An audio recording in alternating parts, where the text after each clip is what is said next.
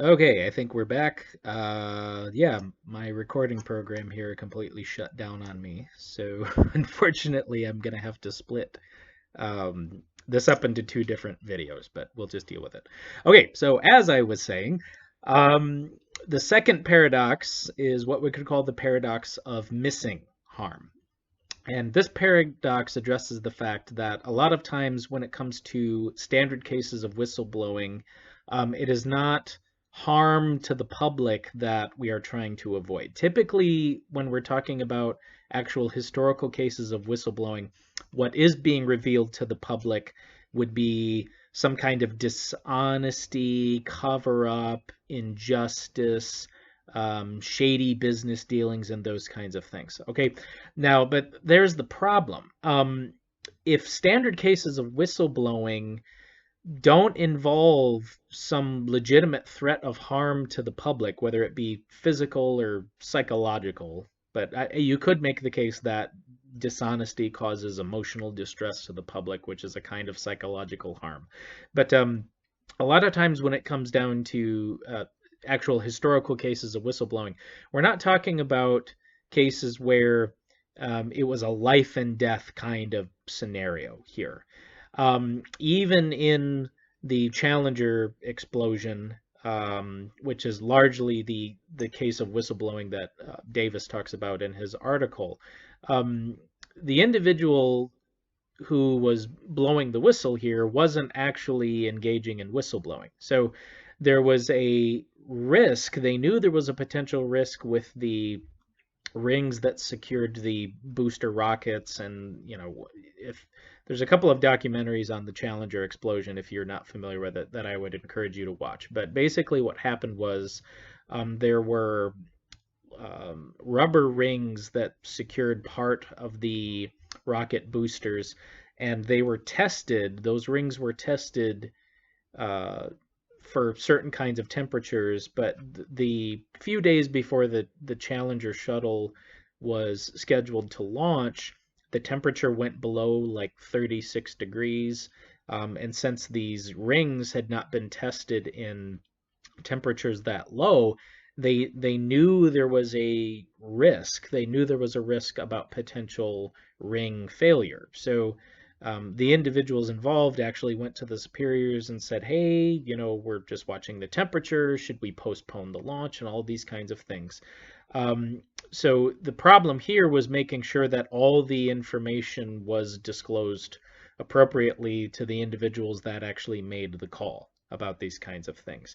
Now, clearly, um, that information was reported correctly to the superiors, but then they decided to launch anyways, and then lo and behold, the rings failed and the shuttle exploded. It exploded within a couple of minutes after taking off. One of the rings slipped off and it caused a hole.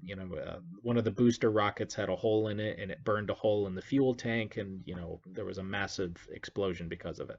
Okay, but here, this wasn't an instance of whistleblowing because one, the information wasn't disclosed to the public, and two, they weren't trying to prevent harm per se. They were making sure that they were being honest about potential risks. All right. So, since a lot of times cases of whistleblowing are not meant to prevent harms to the public, they're meant to hold organizations and corporations accountable for dishonest or other kinds of immoral behavior. This doesn't meet the standard model then. So the standard model, whistleblowing is justified and required when it's needed to prevent harm, but here we're talking about preventing wrongdoing. And even though preventing wrongdoing might be noble, preventing wrongdoing doesn't fall into the standard model because there's a difference between acting in a way that causes harm and acting in a way that is just wrong. So there are ways of engaging in wrongdoing that don't harm anybody. Cases of dishonesty, cases of being selective with evidence, cases of not revealing the whole truth, engaging in cover-ups and things like that. Yeah, that is dishonest. It's unjust. But if doing those kinds of things is not harmful, it's not actually causing any sort of physical or psychological or emotional harm. It doesn't meet the standard model of whistleblowing. All right. Okay. And then the last paradox here is what Davis calls and others call the paradox of failure. So, to the extent that whistleblowing is designed to prevent harm, again, in a lot of standard cases, historical cases of whistleblowing, the information isn't disclosed to the public until the harm is inevitable or the harm has already occurred. So, a lot of times in the actual standard historical cases of whistleblowing, either people have already been harmed, people have already died, or at this point, there's nothing we can do about it. Um, Now, but if preventing harm is a necessary condition for justifying whistleblowing, and it's also a necessary condition that requires whistleblowing, just pragmatically, the historical track record of whistleblowing is not good here. Given the fact that a lot of times, by the time the information is being disclosed to the public, the harm has already occurred or is already inevitable, this actually constitutes a reason against whistleblowing. So if we take past examples of whistleblowing as standard cases, well, the fact that whistleblowing almost always fails to accomplish what it is intended to accomplish, that gives us good reason not to do it.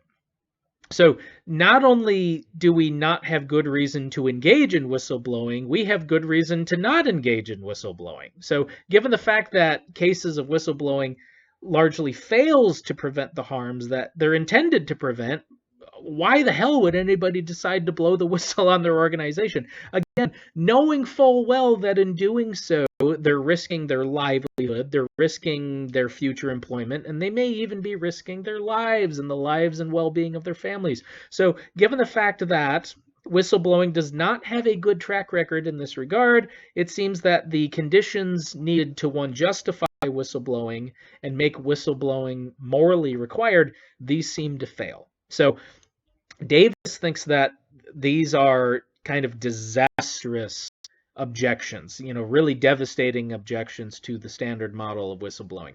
So this is why Davis advocates a complicity theory of whistleblowing, not the standard model, but a complicity theory. Okay. Now, and here are some of the major differences.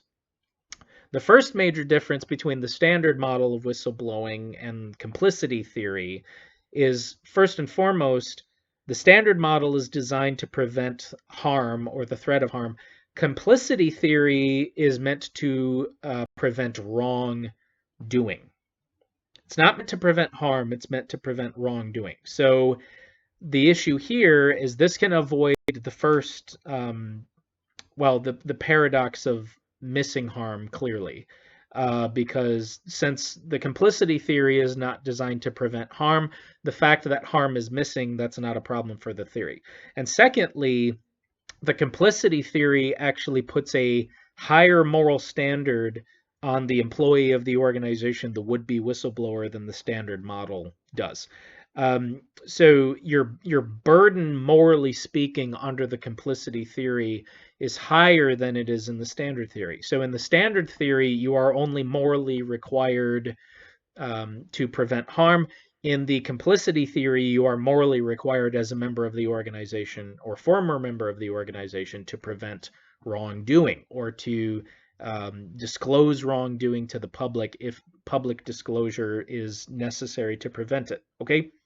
Now, and furthermore, a special case in the complicity theory is that the actual work you are performing in the organization is related to the wrongdoing that you are trying to prevent. So this is why the complicity theory has a higher standard of moral obligation than the standard theory of whistleblowing does. So in the standard theory, your organization just needs to be involved in some kind of potential harming of the public, whether you and your work is directly involved in that or not. Now, in the complicity theory, the idea is that the work you are performing for the organization is directly contributing to the wrongdoing. So the reason why you have a higher obligation in the complicity theory is because you as an individual not only have a general moral obligation to avoid doing wrong, but clearly you as an individual employed by the organization have an obligation to refrain from doing wrongdoing, from engaging in wrongdoing. So it's not just that you're reporting the wrongdoing that may be done by others, it's you're reporting wrongdoing that you're expected to perform as a member of the organization. Now, and then obviously you still need to be a voluntary member of the organization.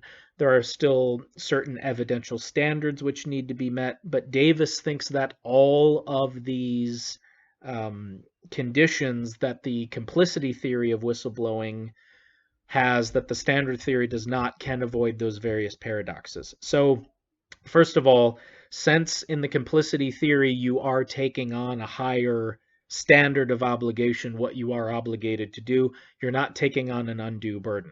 So since you as an individual in the organization, if it's your work or the work you would be performing for the organization, which would be directly contributing to the wrongdoing, and you have an obligation both as an individual and as a member of the organization to not engage in wrongdoing, this is why you have an obligation to blow the whistle. Why? Because by doing the work and by not disclosing it, you would be complicit. As an individual, you would be complicit in the wrongdoing that's being committed by the organization of which you are a member. So you don't have an obligation to assume equal risk of harm. You do have an obligation to avoid doing wrong. You absolutely do have an obligation to avoid doing wrong. So there's no paradox of undue burden here. There's no paradox of burden.